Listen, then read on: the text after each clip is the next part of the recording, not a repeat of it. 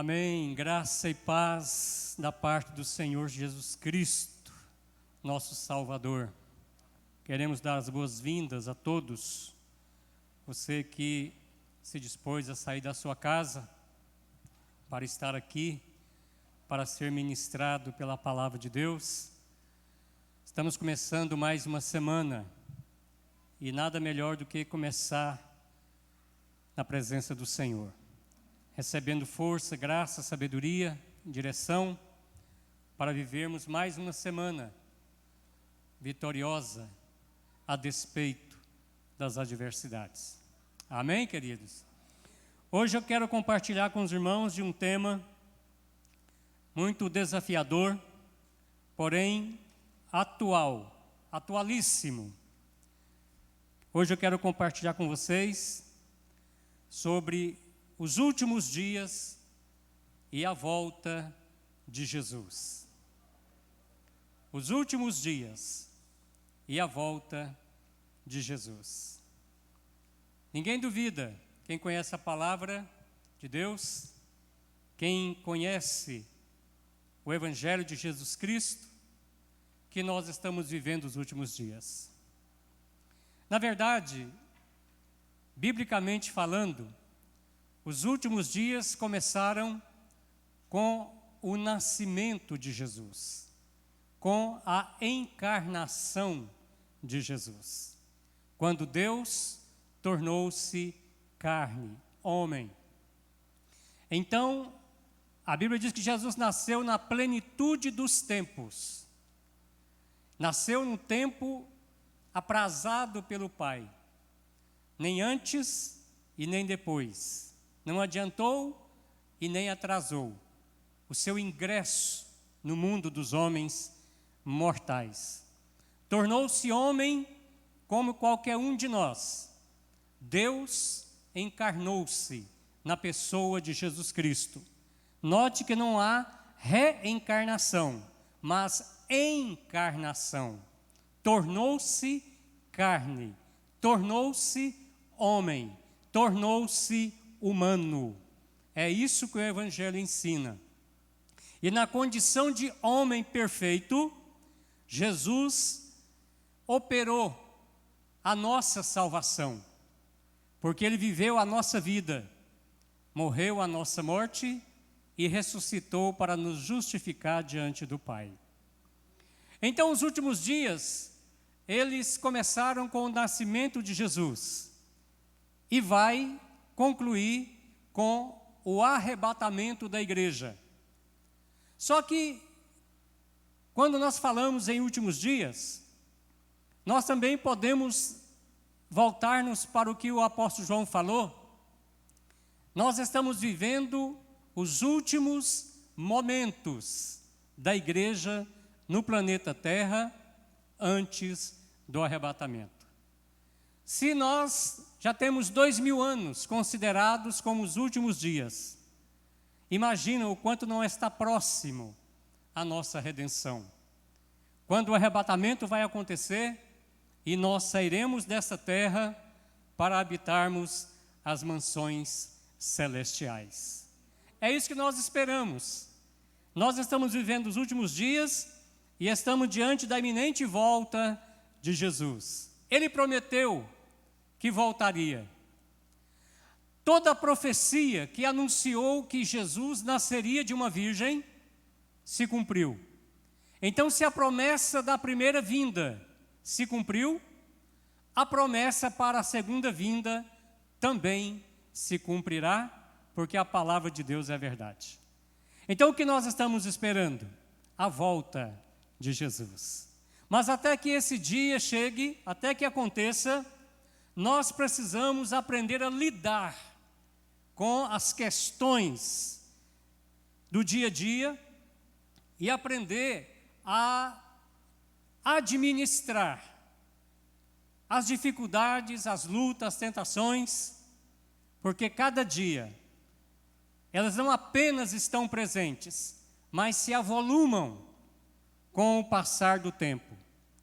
Cada dia que passa, nós estamos aproximando-nos da eternidade através do arrebatamento, mas ao mesmo tempo nos aproximando dos dias de dores, dias piores do que o que nós estamos experimentando hoje.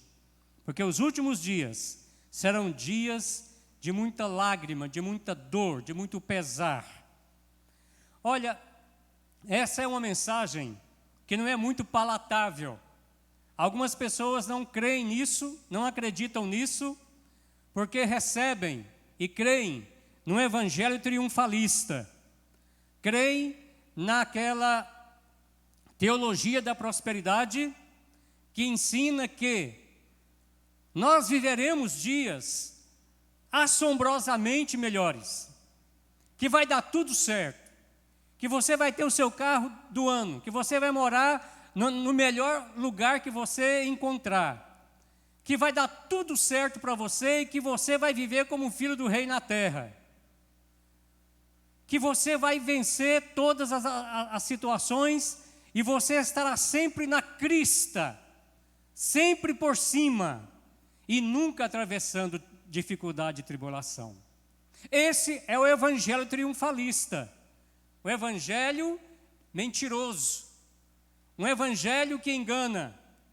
E muitas pessoas perdem a fé em Deus, na Bíblia e na igreja, porque ela foi contaminada pelo evangelho triunfalista, que diz que por sermos filhos de Deus, nós viveremos como príncipes e princesas. Não há nada mais fora da Bíblia do que isso. Temos que colocar os nossos pés no chão. Temos que nos reorientar pela palavra de Deus, porque o que nos aguarda futuramente é dias duros, dias difíceis, dias complicados. Eu me lembro quando aquele ministro da saúde, Mandetta, né? Mandetta, o primeiro que assumiu a secretaria, quando surgiu a Covid, ele dava algumas entrevistas e ele dizia o seguinte: os próximos meses, as próximas semanas serão duríssimas, porque ninguém compreendia o que era Covid, não havia remédio, não havia vacina, e os médicos, a medicina, estava batendo cabeça para saber como diminuir a mortalidade. Mas ele sempre dizia: os próximos meses serão duríssimos. E na verdade foi, né? Até que hoje a coisa amenizou um pouco, mas ainda não acabou. Mais de 600 mil pessoas perderam a vida por conta dessa doença, porque ela foi uma doença totalmente nova no cenário mundial e da medicina. Então, queridos, essa é a realidade. Nós precisamos estar preparados, precisamos estar fortalecidos em Deus. E precisamos ter um filtro muito bom, para nós não cairmos na lábia de falsos profetas, de falsos pregadores, que pregam uma palavra suave, que pregam com palavras agradáveis, mas que estão enganando, que estão iludindo, enquanto que Jesus falou coisas muitas vezes chocantes, mas era a pura verdade. Então hoje eu quero compartilhar com vocês sobre os últimos dias e a volta de Jesus. E eu quero falar sobre alguns sinais que indicam que o juízo de Deus está vindo sobre o planeta Terra. Já está acontecendo. Desde o Jardim do Éden, o juízo de Deus veio sobre a terra, veio sobre o homem, e por conta disso, o homem não permaneceu no Jardim do Éden, perdeu a comunhão que tinha com Deus, perdeu aquela alegria da liberdade de relacionamento com Deus, perdeu a condição ideal de viver sem problema nenhum. A partir do momento em que ele saía do Jardim do Éden, a Bíblia diz: do suor do teu rosto, Deus declarou, comerás o teu pão. E por tua causa, porque você pecou, maldita é a terra por tua causa. Quando você lavrar a terra, ela não te dará apenas o alimento que você precisa, mas dela também você vai perceber que vão brotar cardos e abrolhos e espinhos e muita fadiga no lidar com a terra. Porque no começo era todo mundo agricultor, vivia da terra, do que a terra produzia. Então Deus disse que o homem enfrentaria grande dificuldade, já ao sair do jardim do Éden. Então, queridos, essa realidade não mudou. Porém, a Bíblia diz que Jesus Cristo, na plenitude dos tempos, veio como Senhor e Salvador das nossas almas. Veio como a esperança, aquele que Deus prometeu que seria a nossa esperança, o descanso da nossa alma. Nasceria de uma virgem e padeceria perseguição, seria rejeitado, seria injustiçado, morreria na cruz como um malfeitor, mas ele estaria oferecendo o sacrifício perfeito para a redenção de todo aquele que crê. Ele estaria oferecendo a sua vida em resgate de muitos. Esses muitos são aqueles que nele creem, que creem no seu evangelho, que creem na sua palavra. Não todos vão ser salvos, porque a Bíblia diz claramente, a fé não é de todos, porque nem todos têm fé. Muita gente não será salva, simplesmente porque não creu em Jesus Cristo como Senhor e Salvador. Só por isso. Ah, mas não é injusto? Claro que não.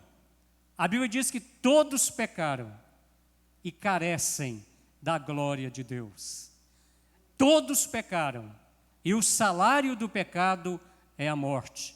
Se Deus deixasse a humanidade na perdição, Deus estaria perfeitamente justo. Seria perfeitamente justo, porque o salário do pecado é a morte.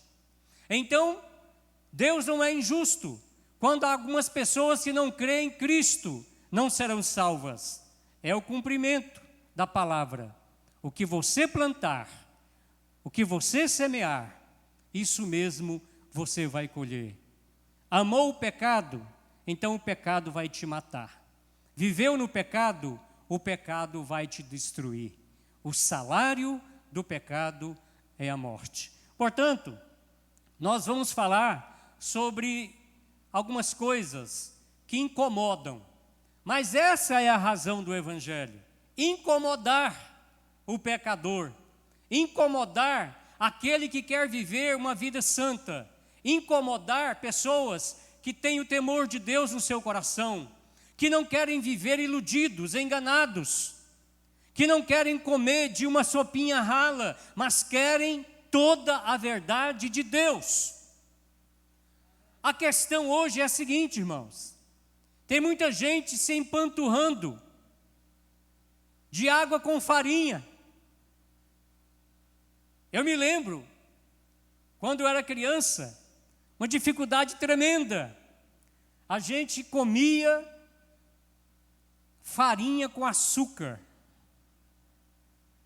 Se empanturrava com farinha com açúcar. Porque aquilo inchava dentro do estômago e dava a sensação de que nós estávamos alimentados. Farinha com açúcar. Será que se eu continuasse comendo farinha com açúcar, eu estaria aqui hoje? Não! Eu preciso de outros alimentos. Você precisa, o seu organismo carece de uma variedade de alimentos, de uma diversidade de alimentos, de fruta, de legumes, de todo tipo de folha, de todo tipo de semente. Você precisa de carne, de óleo, o azeite, feijão, arroz. Tem muita gente que está sendo alimentado com farinha e açúcar. E sabe que isso vicia? Você sabe que o açúcar vicia, né? O açúcar vicia, tem um poder viciante tremendo. O açúcar, ele mata. Mata aos poucos, mas mata. Por isso, é inteligente que eu e você comamos menos açúcar, menos sal. Açúcar e sal em excesso é um problema. Na medida certa, é uma delícia. Mas nós precisamos ser bem alimentados, não só para nos sentirmos saciados, mas também para termos qualidade de vida. Você quer ter uma vida espiritual saudável? A Bíblia diz que você precisa se alimentar do manjar celestial. Paulo disse que a igreja de Corinto, a qual ele escrevia, eram como crianças que estavam numa condição espiritual tão fraquinho, que eles precisavam de receber leite espiritual, papinha espiritual, porque não conseguiam digerir o alimento sólido, que a Bíblia diz, Paulo falando, ele é próprio para os que são perfeitos, ou que estão sendo aperfeiçoados, ou que estão amadurecendo. O leite espiritual se baseia nisso. Você é filho de Deus, Deus te ama e vai dar tudo certo. Não se preocupe porque Deus é amor e Deus vai cuidar de você em todas as circunstâncias. Olha, não se preocupa porque maior é aquele que está em você do que aquele que está no mundo. Mas não explique em que circunstância isso acontece. Posso todas as coisas naquele que me fortalece, tá? Grave esse versículo. Mas não ensina o contexto. Paulo disse, posso todas as coisas naquele que me fortalece, porque aprendi a viver contente em toda e qualquer situação. Aprendi a passar fome, aprendi a passar sede, aprendi a conviver com a nudez, com a perseguição, com a rejeição. Eu aprendi na perseguição o valor da perseverança. Eu aprendi na injustiça daqueles que me perseguem, que falam mal de mim, que vão profanando o meu ministério. Eu aprendi nisso, que isso me torna mais humilde e dependente de Deus.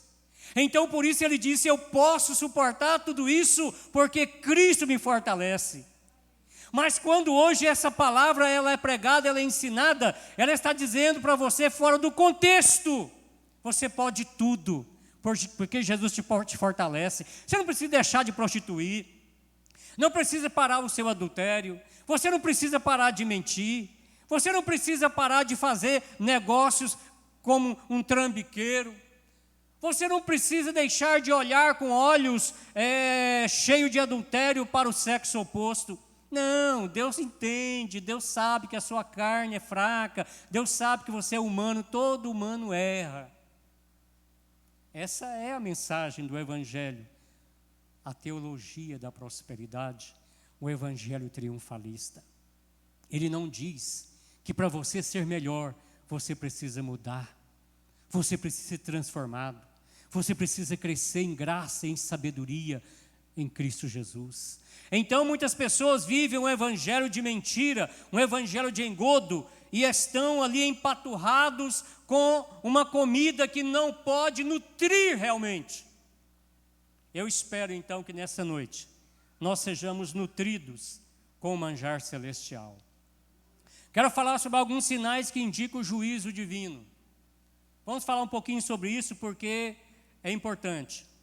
A tribulação é a porção do povo de Deus nesse mundo. Dificuldades, lutas, é a porção da igreja neste mundo.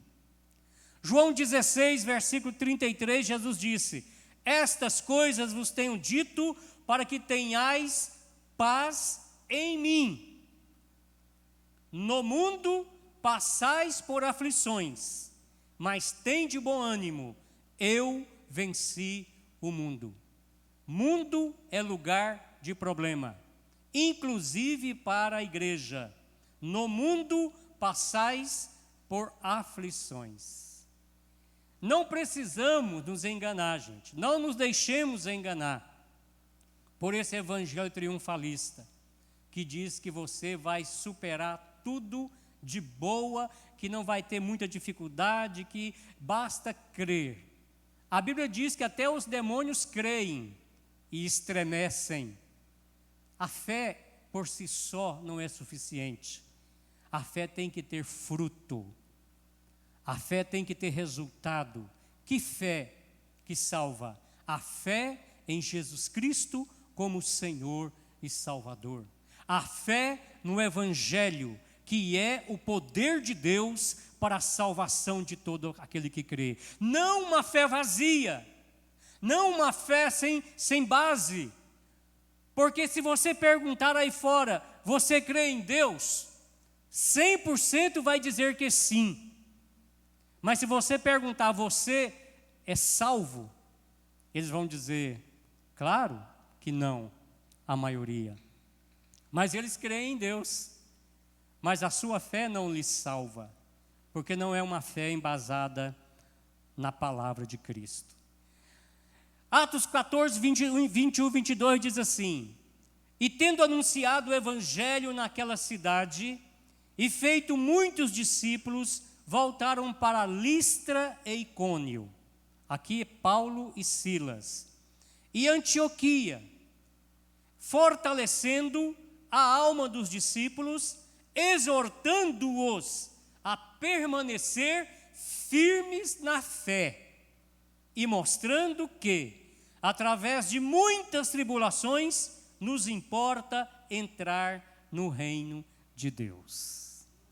Olha o evangelho que Paulo pregava, que Silas pregava, que os demais apóstolos pregavam, mostrando que, através de muitas tribulações, nos importa entrar no reino de Deus. Quem conhece as Escrituras está vacinado contra a falsa teologia. Quem conhece o Evangelho é liberto do engano, da mentira. E conhecereis a verdade, e a verdade vos libertará. Vai chegar um tempo, queridos, em que nós não teremos a liberdade que temos hoje. Essa facilidade, essa tranquilidade de nos reunirmos. Vai chegar um momento em que nós seremos proibidos de nos reunir como igreja. Em muitos países de cortina de ferro, de bambu, onde o evangelho é proibido, a igreja não tem templo.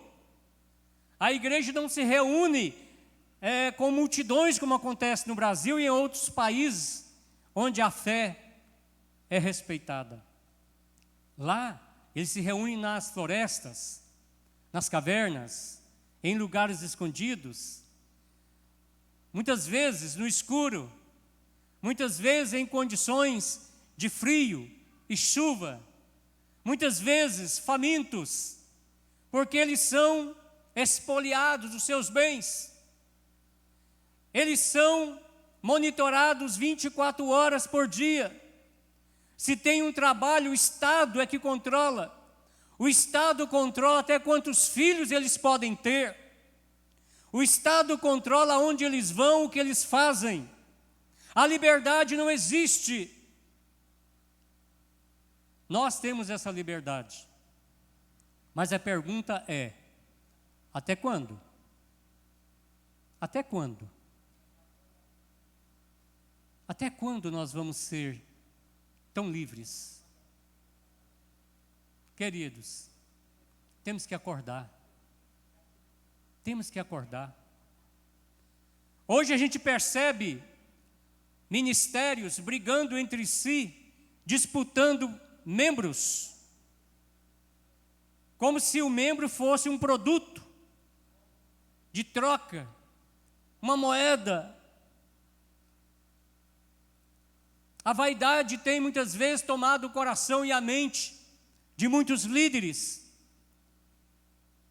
que naquele instinto de crescer, crescer e crescer, se tornam avarentos, Porque o poder, ele é altamente venenoso.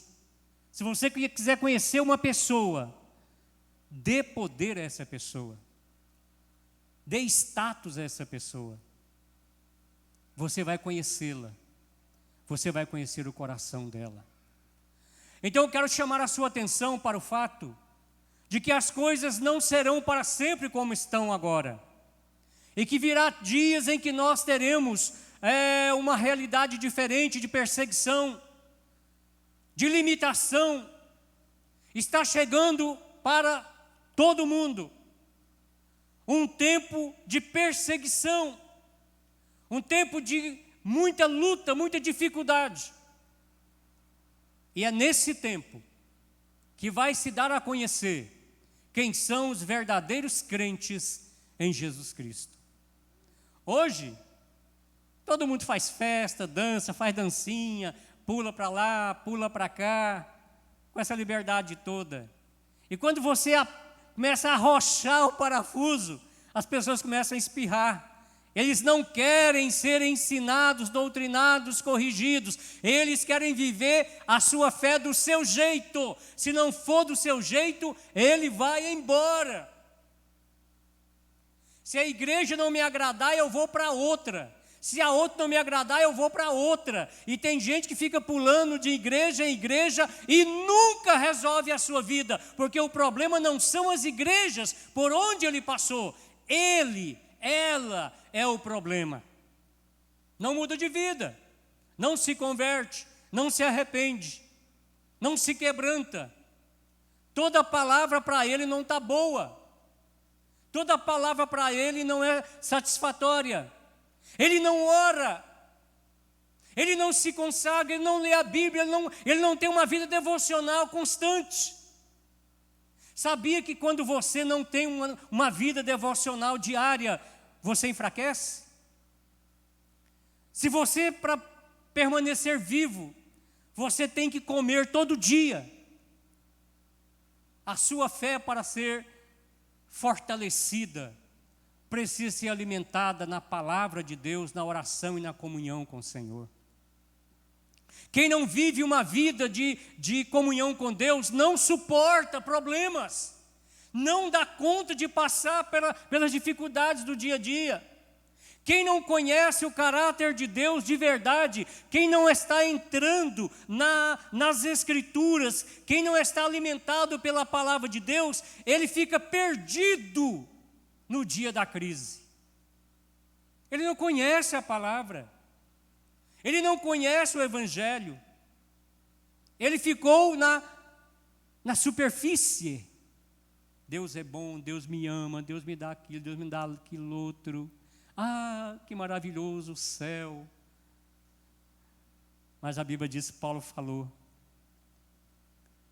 que através de muitas tribulações, nos importa entrar no reino de Deus. Muitas vezes a tribulação vem para despertar o povo de Deus, para tirar o povo de Deus da mornidão, para tirar os santos daquele estágio de letargia, de preguiça, de falta de compromisso, de falta de aliança, de falta de santidade nos seus relacionamentos. Deus muitas vezes permite o juízo nos tocar para nos impedir de cairmos em derrota e em vergonha. O juízo de Deus, a disciplina de Deus é para o nosso bem, visa o nosso bem. Uma pessoa ou uma igreja, uma congregação que não aceita a disciplina da palavra de Deus é uma congregação totalmente derrotada. Quem não entra na disciplina de Deus não cresce. A Bíblia fala, o apóstolo Paulo a Timóteo, que o exercício corporal, ele é bom, mas ele é de pouco proveito. Mas quando você começa a se exercitar, você começa a ver a sua adrenalina aumentar, você começa a ver os resultados, E você fica encantado, não vou parar de malhar, não vou parar de correr, não vou parar de levantar um pezinho, estou me fazendo muito bem, olha como que eu estou, olha a minha coluna, até a minha coluna endireitou, o meu sono melhorou, eu não vou parar de fazer exercício, e não pode parar mesmo. Quando você faz exercício regularmente e tem uma alimentação adequada, você vai viver mais tempo com qualidade de vida. Faça pelo menos uma caminhada. Faça um percurso de bicicleta. Se você pode entrar numa academia, fazer exercícios orientados, faça. Você vai adquirir saúde, força, vigor e você vai viver mais e melhor. Agora a mesma coisa acontece no campo espiritual. Se eu não exercito a minha fé, se eu não exercito a minha esperança, se eu não exercito a minha confiança em Deus, se eu não exercito o meu conhecimento, se eu não aumento o meu conhecimento, a minha amizade com Deus, com o Espírito Santo, se eu não ando no Espírito, se eu não tenho um diálogo diário com o Espírito Santo, a minha fé vai murchar. Paulo disse, você deve cuidar do seu corpo, mas a sua vida espiritual é muito mais importante do que o seu corpo.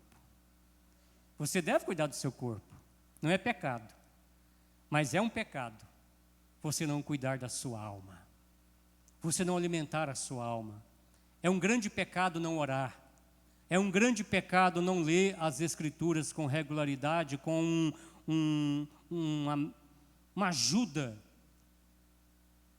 de livros, de comentários. Você precisa crescer.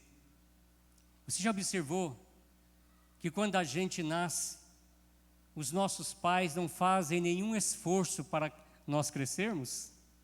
Naturalmente nós crescemos, desde que sejamos devidamente alimentados. O crescimento é natural. Algumas pessoas, né, Rosana, não cresce tanto, né? Mas cresceu, tá bom. Fica satisfeito. Tá ótimo esse tamanho aí. Mas, vou dizer uma coisa para vocês, na vida espiritual, não há limite. Você pode ser um guerreiro de Deus, uma guerreira de Deus. Você pode se agigantar durante a sua trajetória na terra, na sua vida espiritual. Tem gente que conhece mais do que outros, tem mais intimidade com Deus do que outros. É porque ele investe, ele dedica tempo. Agora, quem não tem essa disposição, verá a sua fé fracassar, verá as suas convicções evaporarem-se, porque errais, não conhecendo as Escrituras e nem o poder de Deus. Nosso descanso não é aqui neste mundo. Aqui nós descansamos em Cristo. Olha que coisa linda. Nós não descansamos neste mundo. Esse mundo é um vale de lágrimas. É um mundo de problemas. Mas nós, neste mundo, descansamos em Cristo. Nós sobrevivemos a todas as intempéries deste mundo por causa da paz de Cristo. Deixo-vos a minha paz vos dou. Não vou-la dou como o mundo a dar. Então o mundo tem uma paz aparente. Não vou dar a vocês uma paz como o mundo dá. Eu vou dar a vocês a minha paz. A paz que eu tenho, eu a darei a vocês. Não tenho medo, não tenho nenhuma desconfiança. Deixo com vocês a minha paz. Com essa paz a gente descansa, mesmo diante dos infortúnios, mesmo diante da própria morte, das doenças, das coisas tristes com as quais nós temos que lidar. A paz de Cristo nos sustenta. A paz de Cristo nos mantém de pé.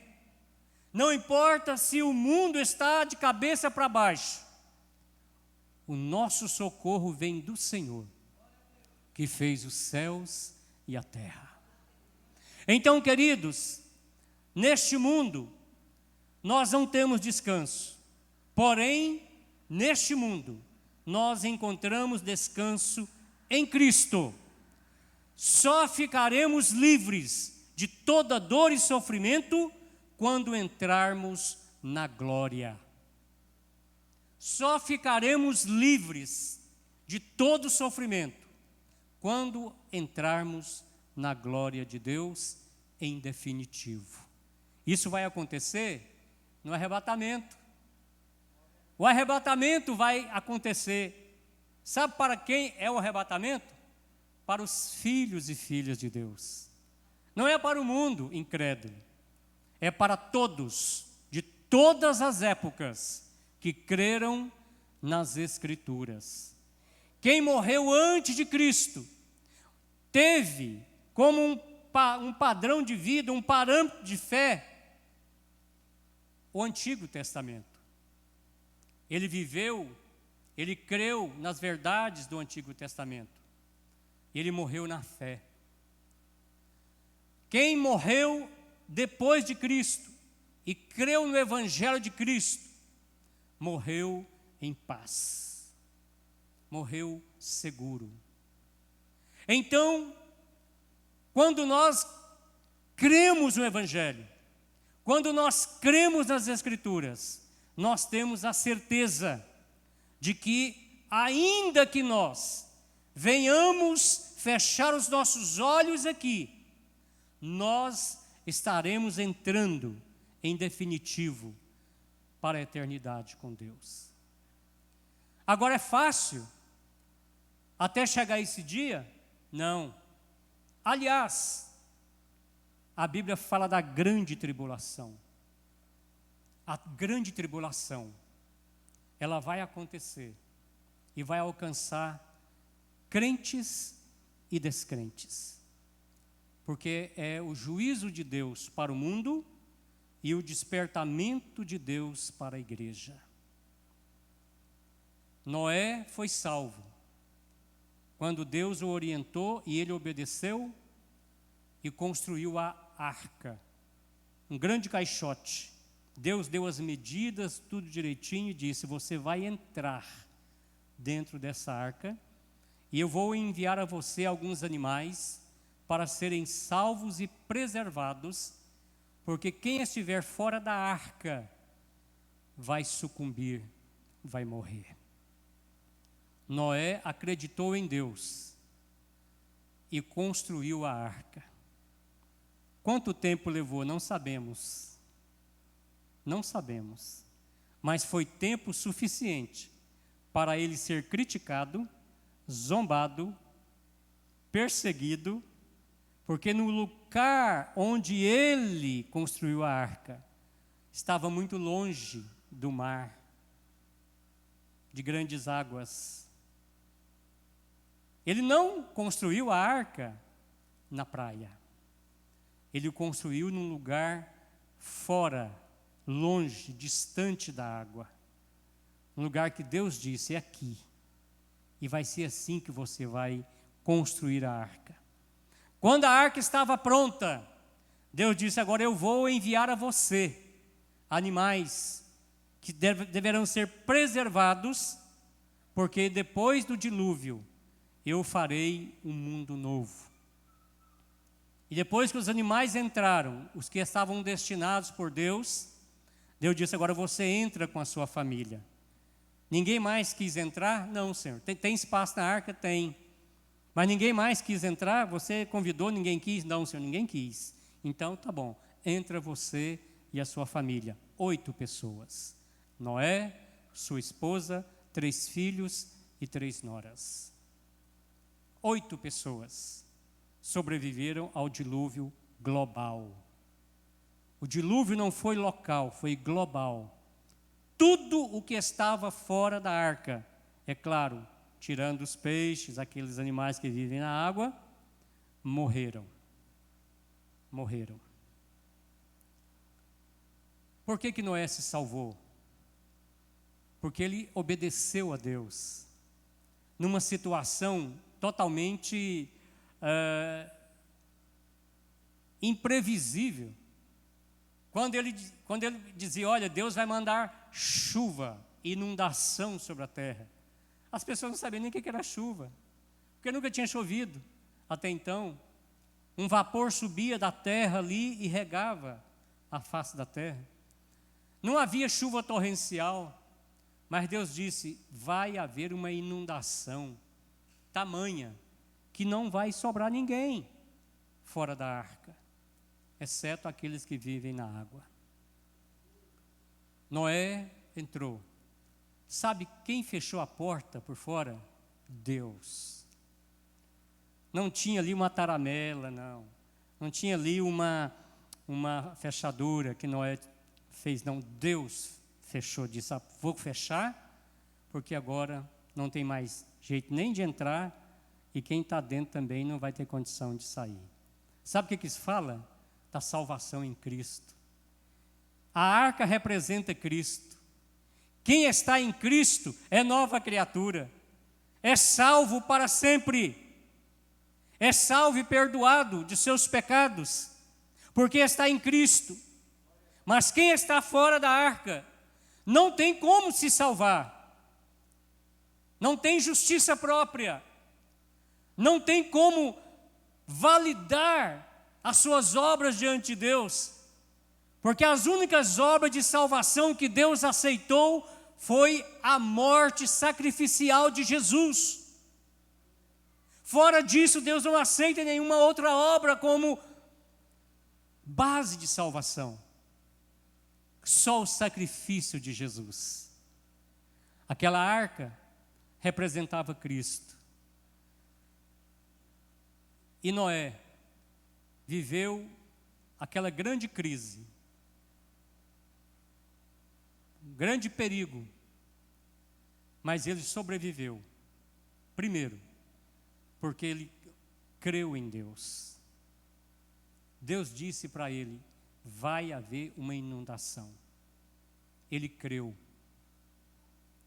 Segundo, ele obedeceu. Construa uma arca. As dimensões são essas. Ele obedeceu.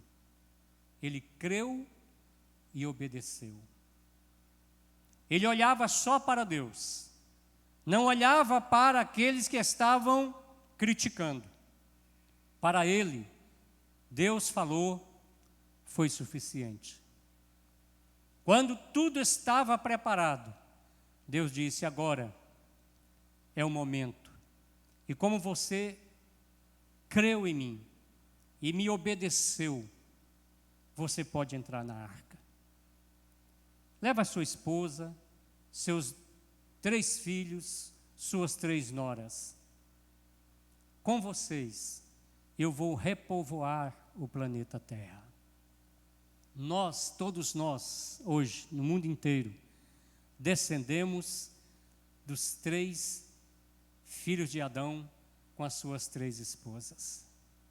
Não sabemos nem o nome delas, mas não precisa. A Bíblia fala que eles foram personagens históricos. Hoje, nós somos descendentes dessas 3 famílias, Sem, Cã e Jafé. Espalhou pelo mundo. Se a Bíblia se cumpriu, se a palavra de Deus se cumpriu naquela época, ela vai se cumprir hoje também.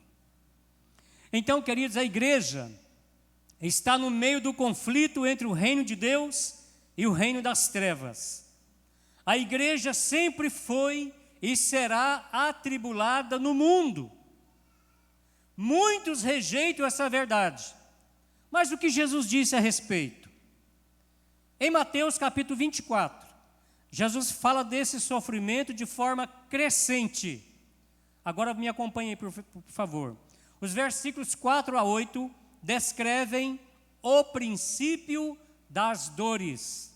Mateus 24, 4 a 8 diz assim: E ele, ou Jesus, lhes respondeu: Vede que ninguém vos engane, porque virão muitos em meu nome, dizendo: eu sou o Cristo, e enganarão a muitos. E certamente ouvireis falar de guerras e rumores de guerras. Vede, não vos assusteis, porque é necessário assim acontecer, mas ainda não é o fim. Porquanto se levantará nação contra nação, reino contra reino, e haverá fomes e terremotos em vários lugares.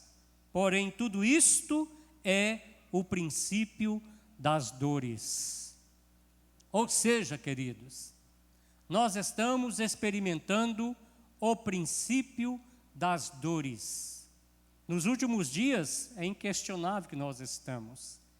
Mas um processo de aumento de dores, sofrimento, pavor, angústia.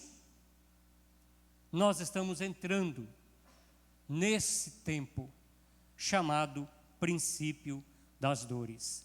Nos versículos 9 a 14, eles descrevem os tormentos na forma de perseguição aos discípulos. Me acompanhe, por favor, 9 até o 14. Então sereis atribulados e vos matarão. Sereis odiados de todas as nações por causa do meu nome. Nesse tempo, muitos hão de se escandalizar, trair e odiar uns aos outros. Levantar-se-ão muitos falsos profetas e enganarão a muitos. E por se multiplicar a iniquidade, o amor se esfriará de quase todos. Aquele, porém, que perseverar até o fim, este será salvo. Então nós temos aqui, e será pregado este evangelho do reino por todo o mundo, para testemunho a todas as nações. Então virá o fim. Você percebe uma crise crescente aqui nas palavras de Jesus. Aqui nesses versículos que nós lemos, eles descrevem os tormentos na forma de perseguição aos discípulos. Foram perseguidos no início, e a igreja dos últimos dias será também perseguida. Jesus disse, isso aqui é profético. Então quem não estiver preparado, devidamente alimentado na palavra, devidamente estabelecido no evangelho, não suportará a perseguição. Essa ideologia de gênero, ela veio para desestruturar a família. E ai de quem falar contra. Não pode falar que isso é pecado, não pode falar que isso é depravação, não pode falar que isso é degeneração dos padrões morais. É discurso de ódio. O que é isso, queridos? A nossa família corre grande risco de ser totalmente desmantelada, porque essa ideologia, elas estão nas faculdades, que estão ensinando, treinando, preparando a próxima geração. Essa é uma era difícil para a nossa vida e para a nossa família. Perseguição. É só o começo. Essa ideologia de gênero é só o começo. Eles entram sutilmente. Algumas cartilhas, graças a Deus, foram rejeitadas pelos líderes que estavam ali examinando aquele material. Cartilhas pornográficas. O que é isso, gente? Perseguição. Você se lembra no começo da pandemia? Fecha todas as igrejas. Fique em casa. Por que ficar em casa? Porque você não pode se reunir como igreja. Por que você não pode reunir como igreja? Porque você vai se fortalecer e você vai fazer frente aos nossos projetos, e nós queremos que a igreja perca força. Queremos que a igreja perca a fé, a convicção. Queremos introjetar o medo na sociedade, principalmente na igreja. Porque se a igreja perder força, a família, a próxima geração não terá um parâmetro, não terá um modelo a ser seguido. A questão, queridos, não é o hoje. A questão é a próxima geração, daqui 20 anos, daqui 30 anos, se essa ideologia entrar e ela realmente invadir os nossos lares, invadir a igreja, nós não teremos uma próxima geração de adoradores. A igreja está lutando contra poderes do inferno, potestades terríveis, perseguição. Jesus disse que os discípulos seriam perseguidos. Nos versículos 15 a 28, aqui esses versículos descrevem a grande tribulação como auge. 15 ao 28, me acompanhe. Quando, pois, virdes o abominável da desolação, de que falou o profeta Daniel, no lugar santo, quem lê entenda, então os que estiverem na Judéia, fujam para os montes, quem estiver sobre o eirado, no telhado, não desça a tirar de casa alguma coisa, e quem estiver no campo, não volte atrás para buscar a sua capa. Ai das que estiverem grávidas e das que amamentarem naqueles dias. Orai para que a vossa fuga não se dê no inverno, nem no sábado, que seria muito difícil, e o sábado ele tinha um limite em que os judeus poderiam andar. Porque nesse tempo haverá grande tribulação, como desde o princípio do mundo até agora não tem havido, e nem haverá jamais. Não tivessem aqueles dias sido abreviados, ninguém seria salvo. Mas por causa dos escolhidos, tais dias serão abreviados. Então, se alguém vos disser, eis aqui o Cristo, ou ei-lo ali, não acrediteis, porque surgirão falsos cristos e falsos profetas, operando grandes sinais e prodígios, gente. Amém? Não. Porque esses falsos profetas que vão fazer esses sinais, para enganar. Esses falsos cristos, esses falsos profetas, eles farão grandes sinais e prodígios para enganar, se possível, os próprios eleitos. Está vendo? Que essa questão de milagre também tem que ter muito critério com elas. Ah, ali um operador de milagres, cuidado. Os falsos profetas também realizam milagres e prodígios, para enganar, se possível, os eleitos de Deus. Vede, disse Jesus, que vô-lo tenho predito. Portanto, se vos disserem, eis que ele está no deserto, não saiais. Ou, ei-lo no interior da casa, não acrediteis. Falando a respeito da volta de Jesus. Porque, assim como o relâmpago sai do Oriente e se mostra até no Ocidente, assim há de ser a vinda do Filho do Homem. Num momento, num abrir e fechar de olhos, Jesus vai aparecer. Todo olho o verá, até mesmo os que o traspassaram. Todo olho o verá. Então, muitas pessoas hoje estão dizendo que é o Cristo, que ele está em tal cidade, em tal lugar. Mentira.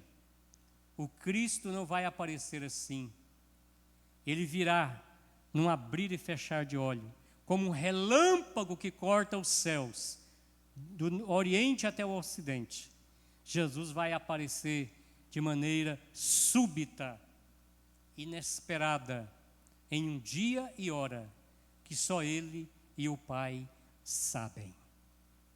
Tem muita gente hoje com a heresia de proclamar a data da volta de Jesus. Erraram no passado, estão errando no presente e vão errar no futuro, porque desse dia para esse grande evento, só o Pai, só o Filho, só o Espírito Santo é que sabem.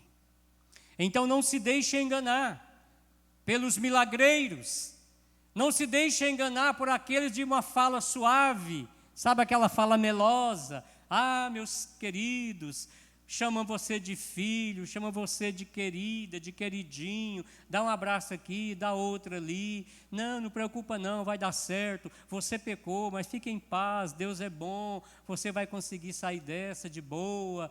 Não ensina o perdão, não ensina a pessoa a perdoar os ofensores, não ensina a pessoa a receber perdão de Deus, não ensina a pessoa a confessar pecado, não ensina a pessoa a avaliar o seu padrão de vida. Tá bom assim, não se preocupa, estamos louvando a Deus, estamos cantando, estamos dançando, somos sapatinho de fogo.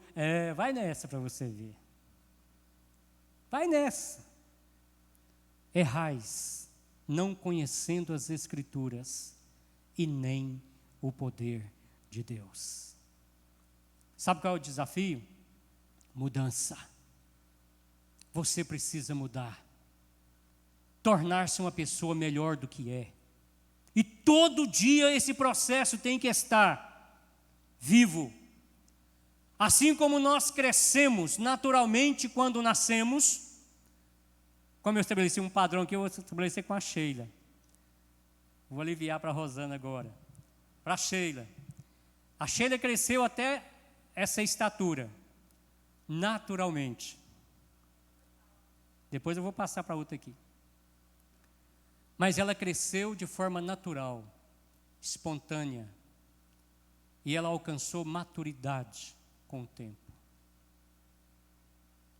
Na vida espiritual, nós precisamos amadurecer, crescer, melhorar.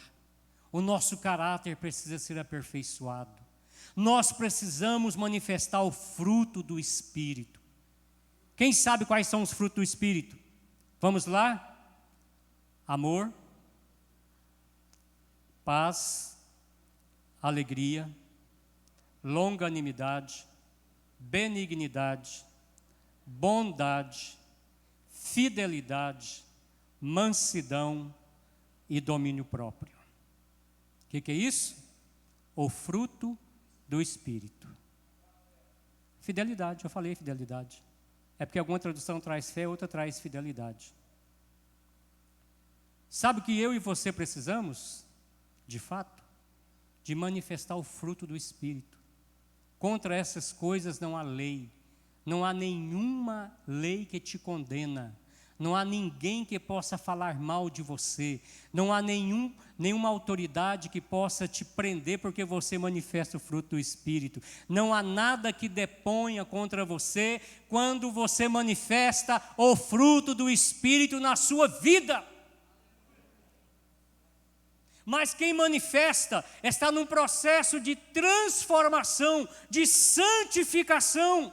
Crescei na graça e no conhecimento do Senhor Jesus Cristo. É a ordem de Deus. Então, a tribulação vem? Vem. Quem ela vai alcançar? Gregos e troianos, crentes e descrentes. A igreja vai passar pela grande tribulação. E os versículos 29 a 31 descrevem os episódios após a tribulação que culminam na segunda vinda de Cristo. Me acompanhe, versículo 29 ao 31. Logo em seguida, à tribulação daqueles dias, o sol escurecerá, a lua não dará sua claridade, as estrelas cairão do firmamento. É claro que essas estrelas aqui são meteoros, porque uma estrela é infinitamente maior do que a Terra, né? Então são meteoros que vão cair, serão visíveis. As estrelas cairão do firmamento e os poderes do céu serão abalados. A estrutura do universo será abalada. Então aparecerá no céu o sinal do Filho do Homem. Todos os povos da terra se lamentarão e verão o Filho do Homem vindo sobre as nuvens do céu com poder e muita glória. É impossível não vê-lo, não percebê-lo.